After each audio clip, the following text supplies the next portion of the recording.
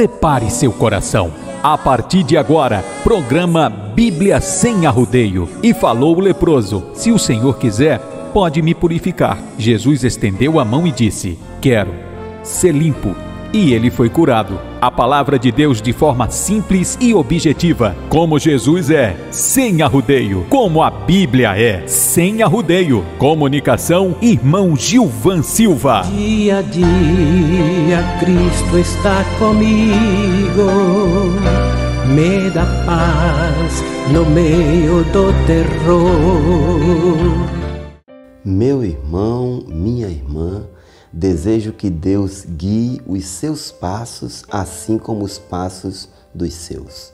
Sou o irmão Gilvan Silva, seu parceiro das orações, e este é o programa Bíblia Sem Arrodeio, onde a palavra de Deus é comentada de forma objetiva, clara e sem arrodeio. O objetivo do programa Bíblia Sem Arrodeio é conduzir as pessoas a lerem a Bíblia diariamente.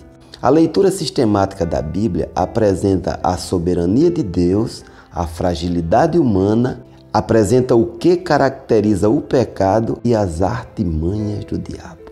Hoje comentarei Gênesis capítulo 40. Este capítulo registra a liderança de José no cárcere, os sonhos do copeiro e do padeiro do faraó, a revelação divina dos sonhos por meio de José e a realização exata destas revelações. Gênesis 40, do 1 ao 23.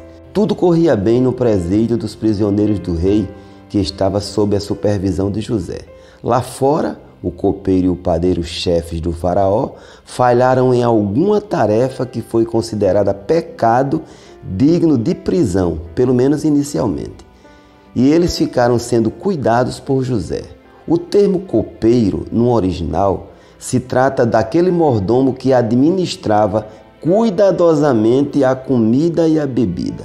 Ele servia ao faraó e provava tudo antes do rei ingerir.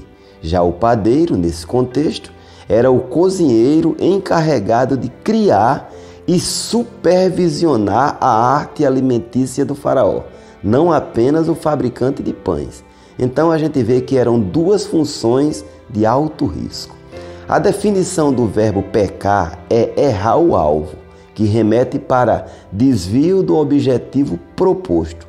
Segundo o código de conduta estabelecido pelo Senhor, qualquer contravenção que se encaixe em soberba, murmuração ou desobediência se constitui pecado. Mas pecar contra o faraó não significa necessariamente que houve negligência, que houve imperícia ou má vontade. Tudo bem, poderia ter acontecido, mas bastava ele estar de mau humor para ditar a penalidade de alguém, uma vez que ele era tirano e era considerado uma divindade. Na prisão, o copeiro e o padeiro tiveram sonhos que o deixaram abatidos. José ele era observador e sabia também que cuidar do bem-estar das pessoas refletiria no cuidado da função que exercia. Assim, ele perguntou àqueles oficiais a razão do desânimo. Eles responderam que tiveram sonhos e não havia quem interpretasse. Veja, sonhos pode ser a ocupação da mente, e isso envolve o inconsciente como também o consciente, ou pode ser uma revelação de alguma coisa. Na cultura egípcia, era dada muita importância aos sonhos, que sempre eram considerados como enigma a ser desvendado. Haviam, inclusive, os intérpretes de sonhos. José, maduro, que não se aventurava em tabelas de interpretação, ele era traquejado com as pessoas e não descansava por magoá-las. Por isso ele falou: não são de Deus as interpretações? Contem-me os sonhos. Ou seja, se houver alguma mensagem secreta nos sonhos, Deus dará a revelação. O importante e didático detalhe é que José não atraiu a glória para si. Eles então contaram os seus sonhos. No sonho do copeiro, uma parreira ou videira, que é a mesma árvore, com 3 ramos deram vários cachos maduros de uvas. Claro, só podia ser de uva, né? Ele espremia as uvas na taça do faraó e entregava em suas mãos. José ficou atento ouvindo, não apenas esperando a vez de falar. E há uma enorme diferença nisso. Não interrompeu a narrativa. Falar antes de ouvir é estutícia e vergonha. Provérbio 18:13, né? Então, imediatamente Deus falou ao coração do seu servo. Os 3 ramos são 3 dias. Dentro de 3 dias o faraó vai lhe restaurar a posição da mesma forma de antes.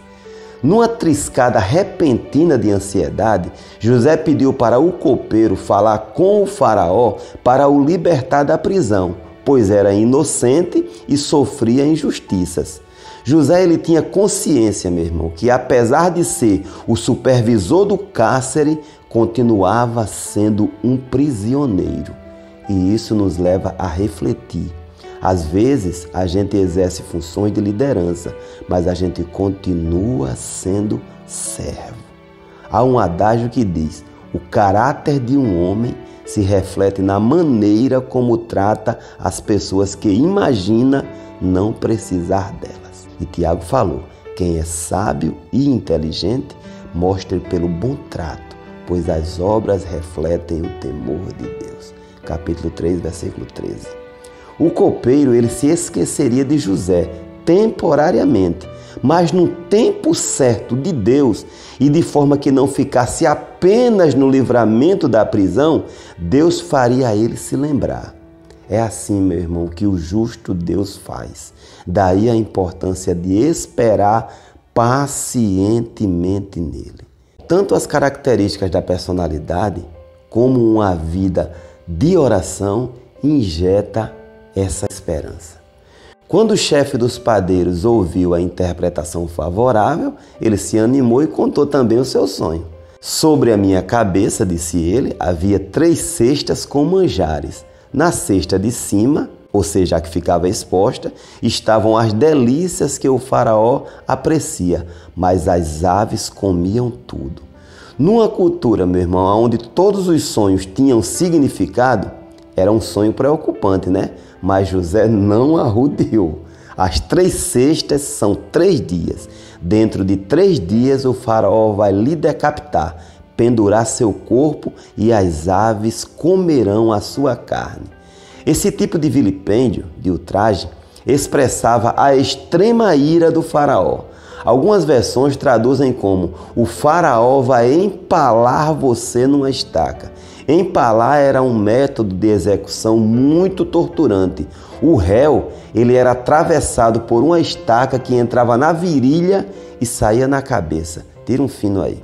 3 dias após as interpretações, o faraó promoveu a festa do seu aniversário. 3 dias, veja só. Ele então mandou buscar o copeiro e o padeiro-chefes e diante dos convidados, que eram pessoas importantes da corte, ele deu o veredito dos 2. O mordomo foi recolocado ao seu ofício e imediatamente voltou a servir o faraó, e o chefe da cozinha ele foi condenado à morte. Tudo do jeito que o Senhor havia revelado a José. A Bíblia apresenta este caso e o caso de Herodes, que condenaram pessoas no dia dos seus aniversários. Herodes condenou a João Batista.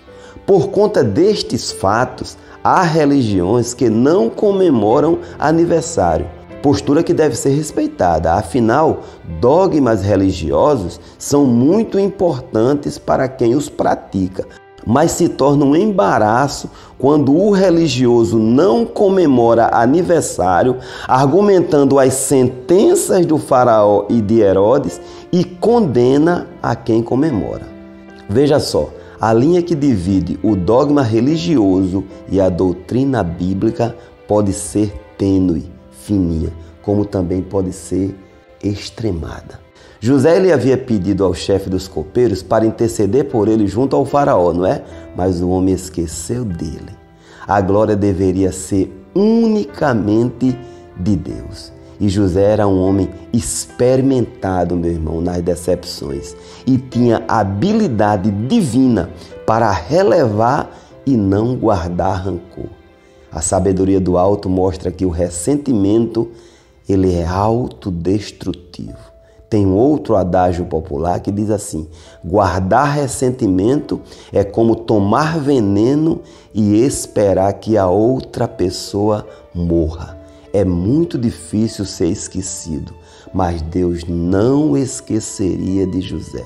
E isso fala aos nossos corações. Oremos. Meu Senhor, quero te agradecer pela vida e te peço em nome de Jesus a tua graça. Amém. Dia a dia Cristo está comigo, me dá paz no meio do terror.